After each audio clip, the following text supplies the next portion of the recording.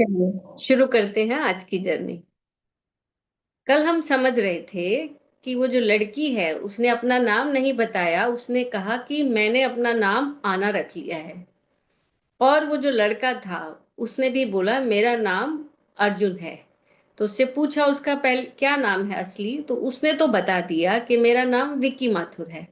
और उसने अपने बारे में सब बताया कि वहां पे लालच की दुकान है मेरी नौकरी में, मैं बदलना चाहता हूँ, मुझे लग रहा है कि मुझे कम पैसे मिलेंगे, थोड़ा स्ट्रगल करना पड़ेगा लेकिन मैं कर लेता हूँ।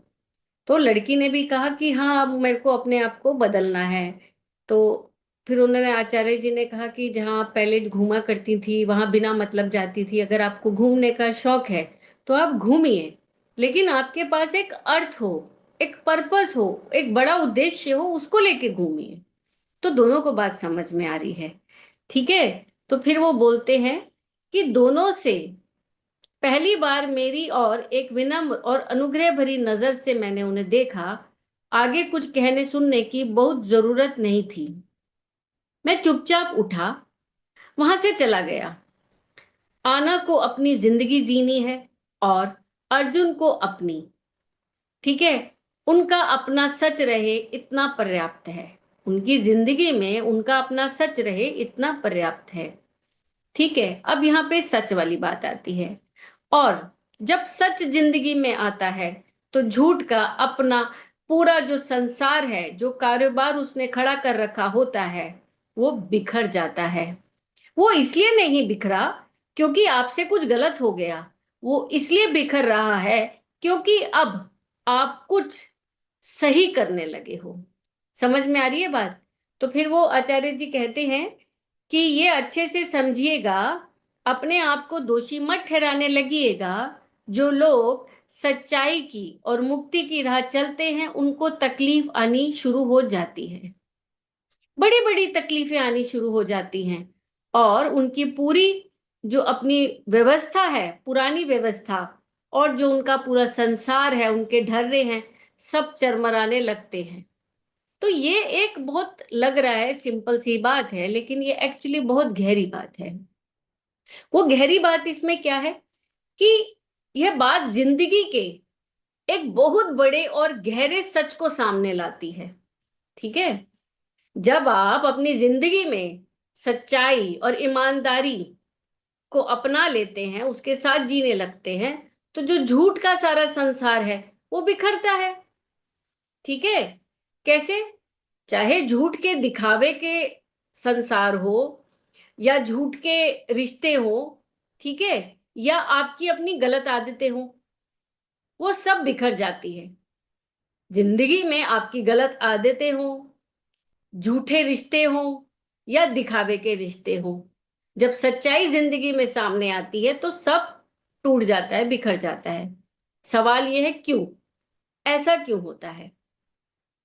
क्योंकि उस झूठ के महल को गिराने के लिए तूफान की जरूरत नहीं होती, बस एक छोटा सा उजाला, छोटा सा सच ही काफी होता है। झूठे रिश्ते को गिराने के लिए बड़े बड़े तूफान की जरूरत नहीं है, केवल एक छोटा सा सच, वही काफी है। ठीक है। उजाला आते ही अंधेरा गायब हो जाता है। क्लियर? इसी सच के सामने आते ही झूठ खुद ब खुद खत्म हो जाता है। समझ रहे हैं? इसमें नुकसान नहीं है बल्कि भलाई है। जब झूठ पर टिके रिश्ते टूटते हैं तो शुरुआत में तो बहुत दुख होता है और तकलीफ होती है।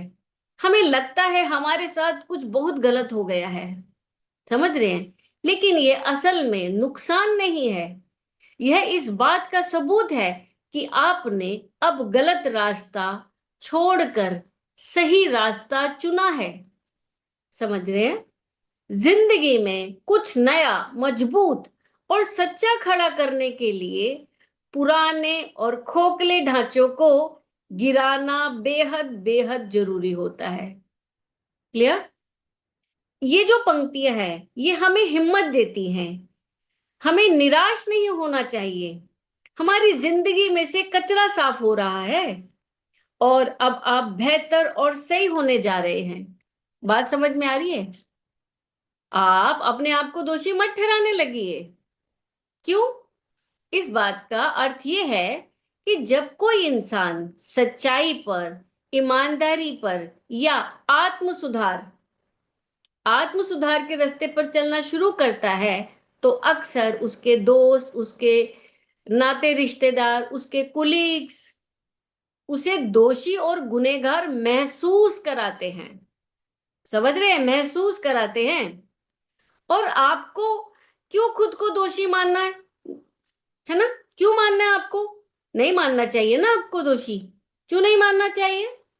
क्योंकि जब आप सच बोलते हो, सही कदम उठाते हो, तो दूसरों का जो झूठ है या उनके जो आपसे आपसे सुविधाएं मिल रही थी उन लोगों को, वो सब मिलनी बंद हो जाती है। समझ रहे हैं? जो सुविधाएं आप उन्हें दे रहे थे वो मिलनी बंद हो जाती है, क्योंकि आपको सच पता लग गया। और क्या होता है कि अपनी गलती छुपाने के लिए लोग उल्टा आप पर ही आरोप लगाते हैं कि तुम्हारी वजह से सब खराब हुआ है। समझ में आ रहे हैं? तो खुद पर शक मत करो। क्लियर? सच्चाई का रास्ता अक्सर अकेला होता है। जब आपने ये सोच लिया कि सच्चाई के रास्ते पर चलना है, तो आपके साथ कोई नहीं खड़ा होता, तो आपको लगने लगता है कि शायद आप ही गलत हैं। ऐसा महसूस हो सकता है ना? और होता ही है। जब पुरानी चीजों का या रिश्तों का जो दिखावा है, ये गलत रिश्ते, झूठे रिश्ते छूटते हैं, तो मन में डर और पछतावा आता है। समझ रहे हैं? पछतावा आता है। इसे अपनी गलती मत समझ लेना, यह सिर्फ एक बदलाव की प्रक्रिया भर है। समझ रहे हैं? अपने आपके मन में जो डर लगेगा या जो आपको पछतावा आएगा, ये मत सोचना कि इसमें आपकी गलती है। ये एक प्रक्रिया है, एक प्रोसेस है, इसमें ऐसा होता ही है। क्लियर? क्योंकि हमें सच्चाई की कीमत चुकानी पड़ती है ना। कहते हैं कि झूठ के कचरे को साफ करने के लिए कड़वे घूंट पीने पड़ते हैं। समझ रहे हैं? आज जो बिखर रहा है उसे बिखरने दो। आप खुद को दोषी मत माना करो। फिर से उस झूठ के घर को मत संभालने लग जाना। ये बहुत जरूरी है। हम घबरा के वापस उसी झूठ में चले जाते हैं। वो झूठे घर को नहीं संभालना है, अगर एक बार सच समझ में आ गया है तो। सीधी सच्ची बात यह है कि जो लोग सच्चाई की ओर बढ़ते हैं, उन्हें शुरुआती दौर में सबसे ज्यादा दर्द और अकेलापन मिलता ही है। लेकिन इसका मतलब यह बिल्कुल नहीं है कि आप दोषी हैं। आप सिर्फ बहादुर हैं, और जो सही का साथ दे रहा है वही सच है। बात समझ में आ रही है? क्लियर है ना? तो फिर वो कहते हैं कि ये अच्छे से समझिए, अपने आप को दोषी मत ठहराने लगिए। जो लोग सच्चाई की और मुक्ति की राह पर चलते हैं, उनको तकलीफें आनी शुरू हो जाती हैं। बड़ी बड़ी तकलीफें आनी शुरू होती हैं, और उनकी पूरी पुरानी जो व्यवस्था है, जो संसार है, जो ढर्रे हैं, सब चरमराने लगते हैं, टूटने बिखरने लगते हैं। जब उन्हें तकलीफें आती हैं और उनके पुराने ढर्रे और पुरानी इमारतें गिरने लगती हैं, तो उन्हें कई बार लगता है कि उनसे कुछ गलती हो गई है। उन्हें लगता है सच ही गुनहगार है। उन्हें लगता है उन्होंने गलती कर दी सच का साथ चलकर। समझ रहे हैं ना? लेकिन नहीं, आपने ये गलत निष्कर्ष निकाल लिया है। नहीं नहीं, आप अगर पुराना टूट रहा है, तो इसकी वजह यह है कि पुराना इस लायक नहीं था कि आगे चल सके। होता है ना? जब आप एक मकान की के ऊपर एक और कमरा डालना चाहते हैं, तो आपको पता लग गया कि अरे, ये तो कमजोर दीवारें हैं, इन पे नहीं चलेगा, तो आप क्या करेंगे? पुरानी हिलती हुई दीवारें हटाएंगे और थोड़ा नींव से और नीचे गहरा करेंगे, जबकि मकान ऊपर बनाना है, और नीचे दर्द देंगे, और फिर वहां से नींव बनाते हुए ऊपर खड़े होंगे। वो मजबूत हो गया। अगर आपको बहिष्कार, ठुकराव, रिजेक्शन मिल रहा है, तकलीफें मिल रही हैं, तो वो इसलिए नहीं है कि आप गलत हो। बल्कि इसलिए है क्योंकि जिंदगी में पहली बार आप सही होना शुरू हो गए हो। समझ रहे हैं? लोग आपका अपमान करने लगे हैं अब, वो इसलिए नहीं कि अब आप गिर गए हैं, वो आपका अपमान इसलिए कर रहे हैं क्योंकि अब आप उठ गए हो, अपने पुराने निचले स्तर से ऊपर उठ गए हो। समझ में आ रही है बात? और चूंकि अब आप उस जगह से उठ गए हो, ऊपर चले गए हो, तो लोगों को ईर्ष्या हो रही है। आपका उठना लोगों के लिए एक चुनौती जैसा है। उस चुनौती में श्रम करना पड़ता है, और लोग डरते हैं। वो चुनौतियां नहीं स्वीकार करना चाहते, वो श्रम नहीं करना चाहते हैं। वो इसलिए आपके उठने पर भी आपका ही अपमान करते हैं। बात समझ में आ रही है? नीचा दिखा करके यही साबित कर रहे हैं कि वो खुद कितने नीचे हैं, और जो उठे उसे नीचे वाले नीचे ना दिखाएं, ये तो हो ही नहीं सकता। ये बात वो सब लोग समझे जो जिंदगी में ऊपर उठना चाहते हैं। ये सब लोग समझे जो किसी कृष्ण के साथ आ रहे हैं, गीता के साथ आ रहे हैं, सत्य के साथ आ रहे हैं, दर्शन के साथ आ रहे हैं, मुक्ति के साथ आ रहे हैं, ऊंचे साहित्य के साथ आ रहे हैं, ऊंचे विचारों के साथ आ रहे हैं, समझ और बोध की और जो जा रहे हैं वो सब लोग समझें। तो यहाँ पे कहने का अर्थ है कि आपको सच्चाई ऐसे नहीं पता लग जाएगी कि आपने इधर उधर की दो चार गप्पे मारी। नहीं, आपको उसके लिए बढ़ना पड़ेगा। कहाँ जाएंगे आप? कैसे सच्चाई जानेंगे? जो हमारे बड़े बड़े ग्रंथ हैं, जो साहित्य है, जो हमारी गीता है, ठीक है, जितने ऊंचे साहित्य हैं, उपनिषद वगैरह जो हम पढ़ रहे हैं, ये हम सच को ही जानना पढ़ रहे हैं कि सच है क्या। हम तो ऐसे ही इधर उधर हाथ पैर चलाते रहते हैं, जिंदगी में भागते रहते हैं। का खा गा सीख लिया, एबीसीडी सीख ली, गणित सीख लिया। समझ रहे हैं? असली जिंदगी तो सीखा ही नहीं। केवल अभी तक हमने जो सीखा वो केवल रुपया कमाने के लिए सीखा। रुपया कमाए खाएं बस। असल जिंदगी क्या है नहीं पता, सच क्या है नहीं पता, गलत क्या है नहीं पता। तो वो इससे पता लगेगा। क्लियर? ऐसे लोग जब अपनी यात्रा शुरू करते हैं तो उस यात्रा के आरंभ में उनको पीड़ा मिलती है। मैं ये नहीं कह रहा आगे बढ़ोगे तो पीड़ा नहीं मिलेगी, बस आगे बढ़ने पर आप पाते हो वो पीड़ा अब बुरी नहीं लग रही। पर जब आप सच्चाई की और आजादी की यात्रा शुरू करते हैं तो पीड़ा मिलती है, और ये पीड़ा नई नई होती है, और अक्सर ये पीड़ा अपनों से ही मिलती है, तो बहुत बुरा लगता है। तो पीड़ा सबसे पहले किससे मिलेगी? अपनों से मिलेगी। क्लियर? फिर इसका नतीजा क्या है कि आपकी यात्रा वहीं पर रुक जाती है। आप जहां से आगे बढ़े थे, आप वहीं पर वापस लौट जाते हो, और ये बहुत ही त्रासदी की बात है। ऐसा मत होने देना। अर्जुन अब अर्जुन बन गया है, तो अर्जुन ही रह जाए, और आना को पलक पंखुड़ी बनने की कोई जरूरत नहीं है। आना अब आना हो गई है, तो अब आना ही रहे। समझ रहे हैं ना मेरी बात? एक विडंबना, एक त्रासदी, एक ट्रेजेडी जिंदगी की ये होती है कि वो पैदा हुई थी और उसका नाम कुछ रख दिया गया था, रिंकी पिंकी प्रिया कुछ। तो ये एक ट्रेजेडी है, ठीक है। और वो रिंकी पिंकी बनकर घूमती रही। उससे भी बड़ी दुगनी ट्रेजेडी तब होती है जब रिंकी आना बन गई, और अब आना दोबारा से रिंकी बन गई।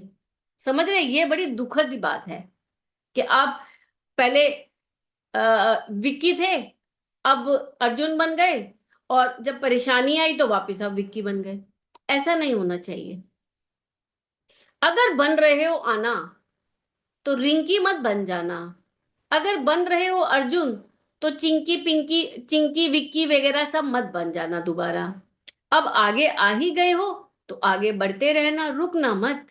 जो तकलीफें मिले, इसको मानना कि सच से प्रसाद मिला है। ठीक है? सच ने आपको आशीर्वाद दिया है, और जो घाव मिल रहे हैं उसको जानना आपको सर्टिफिकेट मिल गया कि सही रास्ते आगे बढ़ रहे हो बेटा, बिल्कुल ठीक चल रहे हो, चलते चलो। प्रसाद है तो दुख नहीं मानना है। समझ में आ रही है बात? तो अब यहाँ पे जो श्लोक आता है नचिकेता का, उस श्लोक में नचिकेता कह रहे हैं अपने पिता से, जब उन्होंने उसको कहा कि जा मैंने तुझे यमराज को दिया, तो अब नचिकेता बड़े ताज्जुब में है। तो वो क्या ताज्जुब है सुनिए। वो कहते हैं, मैं बहुत से शिष्यों में तो प्रथम श्रेणी के आचरण पर चलता आया हूं, और बहुतों में मैं मध्यम श्रेणी के आचरण पर चलता आया हूं। यम का ऐसा कौन सा कार्य है, कौन सा कर्तव्य है, जिसे आज मेरे द्वारा मुझे देकर के पिताजी आप पूरा करोगे? समझ रहे हैं? तो वो बड़े अचंभित हैं, क्यों मेरे पिता ने मुझे बोल दिया? मैं तो कोई नालायक बच्चा भी नहीं हूँ क्लास में, स्टूडेंट में हमेशा फर्स्ट आता हूँ या सेकंड आता हूँ। ठीक है, मैं तो कभी तीसरी लेवल पे भी नहीं आया, थर्ड भी नहीं आया। तो ऐसा क्या हो गया? तो अब ये बड़ी गहरी बात है। अब इसके बाद आज के श्लोक को जो समझना है, वो उसको समझकर एकदम सहज हो जाएगी चीजें। नचिकेता विचार कर रहा है, बालक है इसीलिए विचार कर रहा है ना, बोल रहा है। नहीं तो मैंने पिछली बार कहा था कि पिता के सामने तो नचिकेता है। पहले हमने पढ़ा कि जो पिता के सामने नचिकेता है वो बालक नहीं है, वो तो एक गुरु नचिकेता है। लेकिन अब हम फिर बोल रहे हैं कि नचिकेता विचार कर रहा है, तो दोनों अलग बात हो रही है ना, तो समझना है। लेकिन अभी बालक होने के नाते मैं बोले दे रहा हूं, मैं नचिकेता है ऐसे बोल रहा हूं। इसको आप ये मत मान लीजिएगा कि इससे नचिकेता का सम्मान या उसका स्थान बदल गया, ऐसा नहीं। तो नचिकेता का विचार है कि हर तरीके से मैं, जो मेरे क्लास में स्टूडेंट्स थे, शिष्य थे, उनमें या तो मैं पहली कोटि का रहा हूं या दूसरी कोटि का रहा हूं। तो फिर किस नाते से मुझे, किस वजह से मुझे फिर पिता ने ऐसा श्राप दे दिया? क्या करने के लिए मुझे यम को सौंप सौंप दिया? समझ रहे हैं? हम वहां पर आ गए हैं जहां कभी अभी पिछली बार नचिकेता ने 2 बार 5 बार बड़े हट से, बड़े आग्रह से पिता से कहा था कि ये जो एकदम मरी हुई गिरी हुई गाय है, बूढ़ी गाय है, सूखी गाय है, इनको तो आपने दे दिया इन ब्राह्मणों को। ये बताओ कि हमको किसको दोगे आप पिताजी? ठीक है, तो यहां तो वो ऐसे बोल रहे हैं कि हमें किसको दोगे। तो पिताजी जब बहुत क्रोध हो गए, जैसे चोरी पकड़ी गई पिताजी की, तो क्या बोले नचिकेता से, जा तुझे यम को दिया। जब बोल दिया पिताजी ने, तो अब नचिकेता के मन में ये विचार चल रहा है। नचिकेता कह रहा है, ये मुझे श्राप दे दिया, ये तो मुझे सजा दे दी। किस बात की सजा मिली मुझे? समझ रहे हैं? आज तक जिंदगी के जितने भी इम्तिहान रहे हैं, शिष्य रहते हुए जितनी भी परीक्षाएं रही हैं, नचिकेता कह रहे हैं उसमें मैं तो प्रथम कोटि में रहा हूं या द्वितीय कोटि में रहा हूं। माने तीसरी कोटि में तो कभी रहा ही नहीं मैं। माने मैं निचले स्तर का तो एकदम भी कभी नहीं था। और अगर मैं निचले स्तर का नहीं हूं, तो मुझे सजा क्यों मिल रही है? बात समझ रहे हैं? तो उत्तर आज की कहानी में ही है। सजा तुम्हें इसलिए मिल रही है क्योंकि तुम निम्न कोटि के नहीं हो। नचिकेता यहां बालक है। नचिकेता के बड़ा ये भोला सवाल उसके मन में उठा है, भोला सवाल कर रहे हैं वो। नचिकेता ने क्या कहा? 3 कोटियां होती हैं शिष्य की, और मैं किसी भी हालत में एकदम तो निचली कोटि का हूं ही नहीं। बहुत मामलों में पहली कोटि का हूं, बहुत मामलों में मध्यम कोटि का हूं, लेकिन जो ये निकृष्ट कोटि है, निकृष्ट कोटि का मतलब है सबसे खराब, सबसे घटिया कोटि, उसका तो मैं हूं ही नहीं। तो फिर इतनी बड़ी सजा क्यों दी गई है मुझे? पिताजी का क्या काम है, या यमराज का क्या काम है? ऐसा क्या काम है जो इस सजा से निकलेगा। कोई तो काम होगा ना, पिताजी का या यमराज का, और मुझे दे देंगे तो उसका वो काम निकल जाएगा, ऐसा सोच रहे हैं वो। तो कहते हैं 3 कोटियां कौन सी होती है शिष्य की? तीनों को आप समझने के लिए ऐसे समझ लीजिए, 3 गुण। हम बोलते हैं ना, सतोगुणी, रजोगुणी, तमोगुणी, ये शिष्य है। तो शिष्य भी इसी कोटि के हैं। क्लियर? 3 तरह के शिष्य होते हैं। ठीक है। उप, जो ऊपर से नीचे तक है, ऊपर सबसे पहले आएगा सत, फिर आएगा रज, फिर आएगा तम, 1 2 3। क्लियर? इसको आपने सुन रखा है।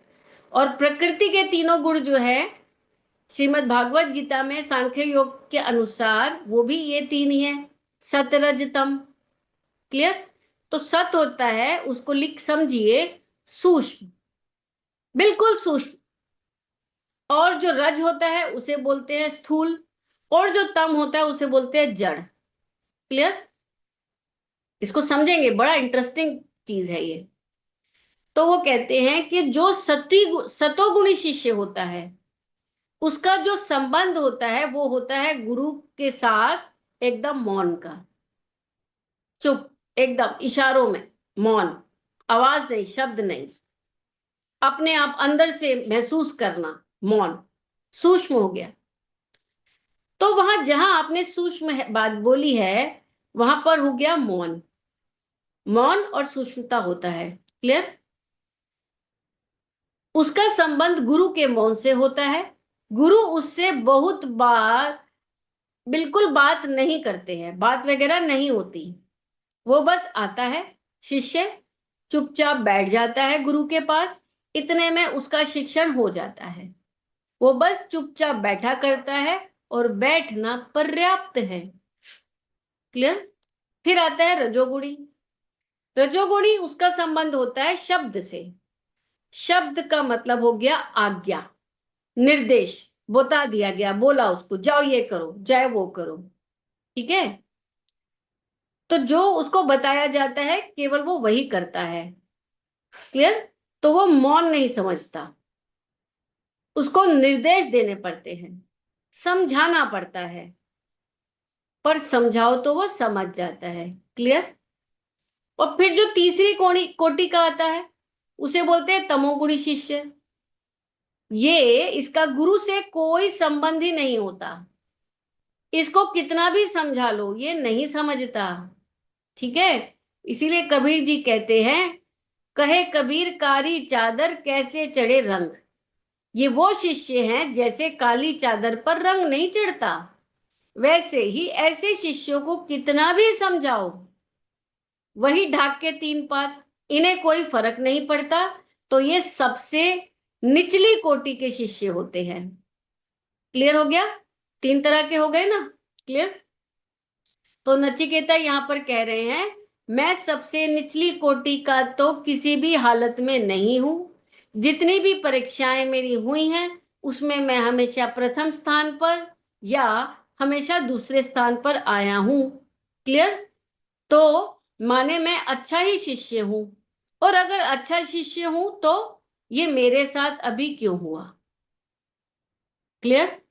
और बिजली सी गिर गई है, वो पिता ही नहीं है, गुरु है। कौन? पिता, उसके पिता के बारे में बोल रहे हैं।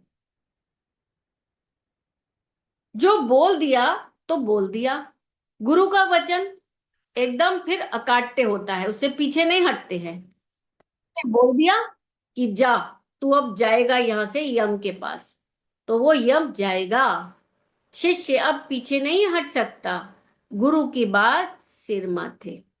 बात समझ में आ रही है? और जो उच्च कोटि का शिष्य होता है, उसके लिए तो गुरु का मौन ही सिर माथे होता है। ठीक है। गुरु ने नहीं भी बोला तो वो चुप ही समझ जाता है कि गुरु क्या हमें सिखा रहे हैं। और यहां तो बोल ही दिया ना, सीधे सीधे, जा तुझे यम को दिया, बोल दिया। तो ये तो बात अब पत्थर की लकीर हो गई।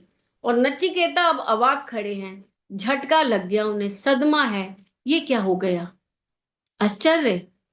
तो उसी आश्चर्य की, उसी की अभिव्यक्ति आज यहाँ पे हो रही है कि ये क्या हो गया। तो नचिकेता कह रहे हैं कि मैं या तो प्रथम श्रेणी का हूं, या मध्यम श्रेणी का हूं, या फिर पिताजी ने ऐसा क्यों कहा। ऐसा कौन सा काम है, माने ऐसा कर्तव्य है। कर्तव्य माने जो काम अभी करना है आगे। ऐसा अभी कौन सा काम बचा हुआ है जो पिताजी और यम के मध्य पूरा होगा मुझे दे करके। ये क्या हो गया, समझ में आ रही है बात। लेकिन वो कहते हैं ये हमेशा से होता रहा है।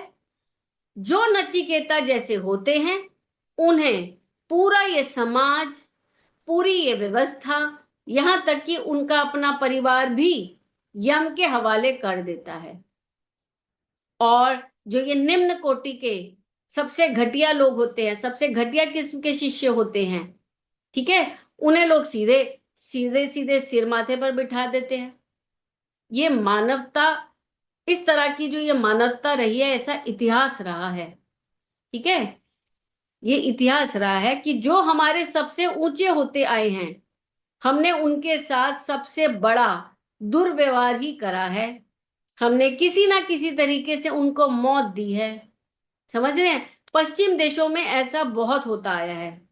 वहां पे जो दार्शनिक लोग होते थे, जो संत जैसे लोग होते थे ना, तो वो क्या करते थे, या जो वैज्ञानिक होते थे, तो वो ऐसे जो लोग होते थे वो बाहरी जगत, जो हम संसार में कर्मकांड देखते हैं, बुराइयां देखते हैं, इस तरह की जो बाहरी जगत होता है, या जो हमारे अंदर का भीतरी जगत है, हमारे मन में अहंकार है, ईर्ष्या है, जलन है, लोभ है, लालच है ना, इस तरह का जो भीतरी जगत है, उसमें झूठ हटाने का काम करते थे।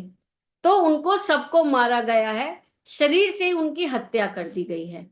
समझ में आ रही है बात। तो फिर वो कहते हैं कि आपको मालूम होगा कि जिसको हम कहते हैं एनलाइटमेंट, ठीक है, तो एनलाइटमेंट का मतलब क्या होता है। एनलाइटमेंट का मतलब होता है अज्ञान के अंधेरे से निकलकर परम सत्य या परम ज्ञान के उजाले में आ जाना। मतलब जब इंसान के भीतर का अज्ञान, झूठ या भ्रम छूटता है, तो शुरुआत में तो दर्द होता है, लोग उसे दोषी भी ठहराते हैं, लेकिन उस दर्द को पार करके जो स्पष्टता आती है, जो क्लैरिटी होती है, और जो मन में शांति मिलती है, उसे ही एनलाइटमेंट कहते हैं। क्लियर। तो वो इसके बारे में अब हम कल पढ़ेंगे। क्लियर। तो आज के लिए इतना, बाकी कल।